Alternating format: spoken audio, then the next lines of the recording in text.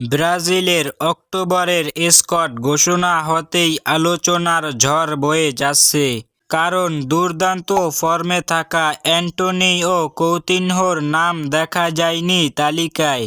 Antony, যিনি Manchester United থেকে real বেটিসে যোগ দিয়েই আবারও ফর্মে ফিরেছেন। ডান উইঙ্গে তার গতি ও স্কিল যে কোনো ডিফেন্সের জন্য হুমকি হয়ে উঠতে পারত। সাম্প্রতিক ম্যাচগুলোতে গোল ও অ্যাসিস্ট করে আলো কাড়ছিলেন।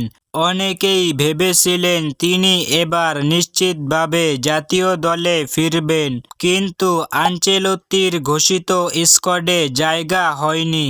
অন্যদিকে ফিলিপে কৌতিনহো, যিনি একসময় ব্রাজিলের আক্রমণভাগের সৃজনশীল শক্তি ছিলেন, ক্লাবে খেললেও জাতীয় দলে ডাক পাননি। ভক্তরা মনে করছেন কৌতিনহোর অভিজ্ঞতা এখনও দলের জন্য কার্যকর হতে পারত।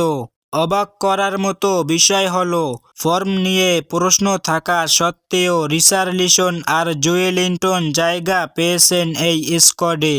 অনেকের মতে অভিজ্ঞতা আর শারীরিক খেলার কারণে কোচ তাদের প্রতি আস্থা রেখেছেন। যদিও আনচেলত্তি আলাদা কারো নাম নিয়ে কিছু বলেননি। তিনি পরিষ্কার জানিয়েছেন, তার মূল লক্ষ্য হল ভারসাম্যপূর্ণ দল তৈরি করা, যেখানে ফর্ম, ফিটনেস এবং ট্যাকটিক্যাল মানিয়ে নেওয়া সব কিছুকেই গুরুত্ব দেওয়া হবে। তাই প্রশ্ন থেকেই যায়, দুর্দান্ত ফর্মে অ্যান্টোনিয়ার কৌতিনহো কেন বাদ, আর কম ফর্মে রিচার্লিসন ও জোয়েলিন্টন কেন দলে? ফ্যানদের আলোচনায় এটি এখন সবচেয়ে বড় টপিক। তাহলে আপনার মত কি? অ্যান্টোনিও কৌতিনহো কি এই স্কোয়াডে থাকা উচিত ছিল? কমেন্ট করে জানাতে ভুলবেন না।